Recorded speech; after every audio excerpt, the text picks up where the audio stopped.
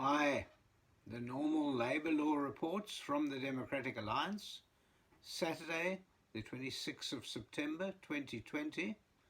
Today I want to talk about the forthcoming strikes. We're going to see dozens of strikes in the country and also some of the law surrounding these strikes.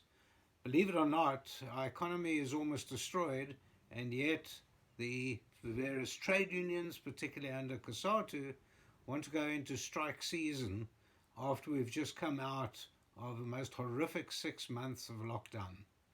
The tripartite alliance seems to be collapsing, and the main strikes will be against government as we enter into the third year of the 3-year wage agreements.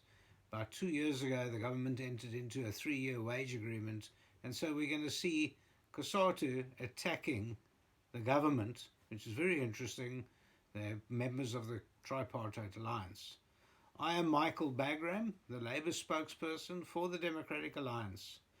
As we move with caution into level 1 and with almost the full return at the workplace, we're starting to experience some of the fault lines between management and staff, between management and obviously the trade unions. These fault lines should have been packed away. To a large degree, people should be adult enough to understand that we're on our knees, that the economy is on its knees, and to have strikes at this stage is tantamount to shooting someone who is almost dead anyway. The economy is not in a good space, and for us to be facing the strike action that we're about to face is not good for the economy, not good for the people, and certainly not good to foreign investment in South Africa. So with this return to the workplace, all those old fault lines come into play, which is pretty silly. Normally we experience wage negotiations in normal times, around about June, July in each year, and we have sometimes settlements, other times deadlock.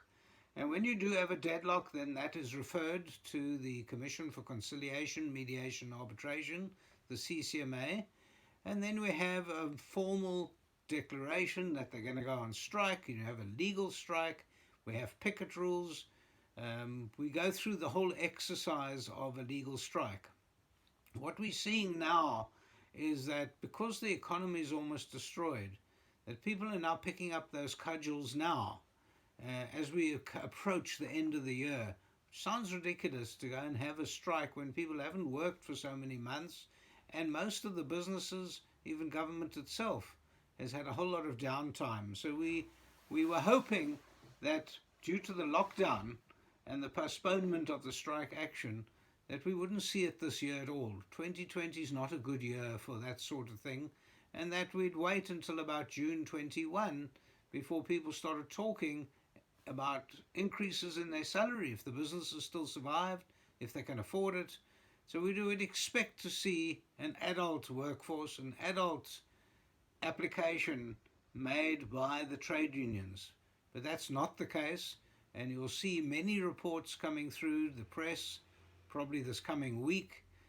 I know because I've been seeing it through the statistics coming out of the CCMA, but people are referring disputes about wages already, and we look like we're about to experience some strikes in about 2 or 3 weeks' time.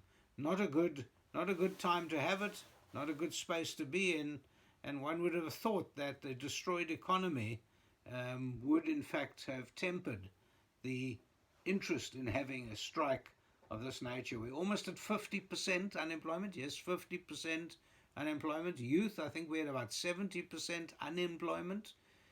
With that in mind, one finds it really strange that a trade union would want to go on a strike.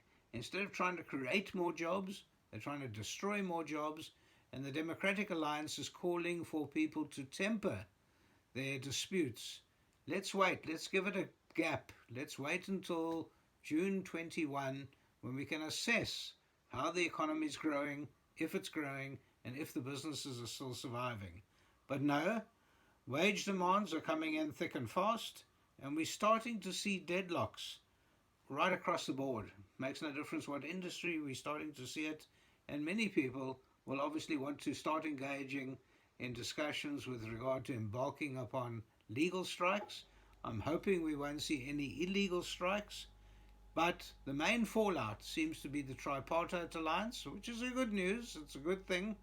You don't want COSATU, the tail wagging the dog of government. That you don't want. We've seen that for many, many years, and I'm hoping that with the breakdown of this tripartite alliance and the gap between the trade unions and government, that we're not going to have the trade unions ruling our economy like we've seen for so many years. This is good news for all of us, and we are hoping that government has a look at ways and means of tempering its expenditure on wages. That was reckless for government to sign that 3-year agreement. They couldn't afford it. They still can't afford it. And they've said no. We're waiting for the High Court and possibly the Constitutional Court to rule on whether they are bound by that 3-year agreement for wages.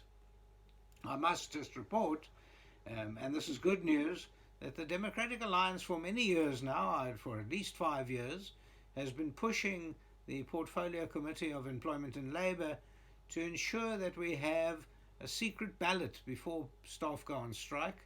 That has now become law, very much in the same terms and conditions as initially mooted 6 years ago by the Democratic Alliance.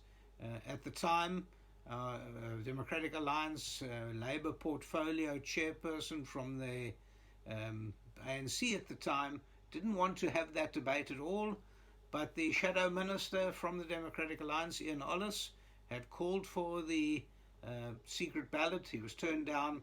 It's now law. So it shows that the Democratic Alliance has been incredibly forward-thinking with regard to issues of this nature. And of course, at the end of the day, it has helped to a large degree because many of the trade unions could not get permission from their members to go on strike. So well done to the Democratic Alliance, and well done for the longevity of this dispute, where eventually it has come to pass that we've agreed to have that secret ballot. The Democratic Alliance often proposes changes to legislation which isn't popular at the time, but becomes popular when there's a necessity. And here we see the necessity coming through. It has been passed. It's part of our law. And of course, what is also interesting is that something that has been mooted for a long time but pushed by the Democratic Alliance is to allow the Minister of Employment and Labour to put an end to a strike if it's not functional, if it's destroying an industry, for instance, or if it's creating havoc in the country. The Minister now can step in and put an end to a strike. Again, a similar push was made by the Democratic Alliance at least 6 years ago, and I was part of those discussions. And I remember it being turned down and saying it's going to come to pass one day. You can't destroy a country in the process of allowing unions to exercise a right recklessly. And we're hoping that those reckless rights won't get exercised to destroy our economy even more.